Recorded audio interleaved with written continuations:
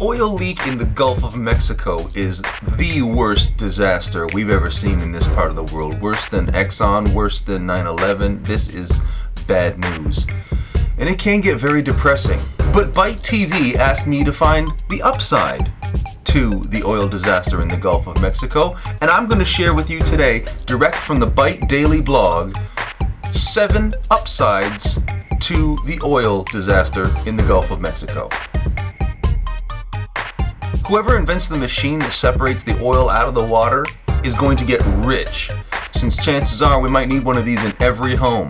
And then you can imagine the ancillary businesses on top of it, the manufacture of these machines, the transportation of these machines, the installation, the servicing. There's a whole industry here that's going to be unlike anything we've seen since the dot-com boom.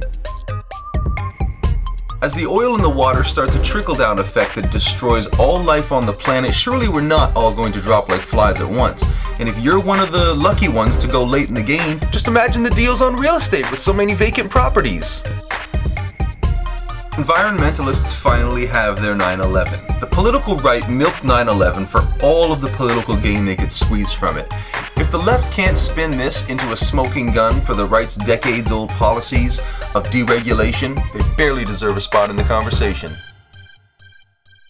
If we only have a few years to live, you could probably get away with putting in a 4-day week at work. Less crowded beaches. Now we don't have to drill, baby, drill. Apparently it's possible to separate the oil from the water and send the oil to the refinery. So instead of having to drill deep to get at the oil, we could just skim it off the surface. It's probably a messy job though, and will take more people to do it. That's called job creation.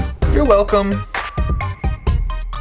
All kidding aside, the only good we could possibly take from this is a loud and clear signal that it's time to implement the policies and pass the laws that will get us off of oil.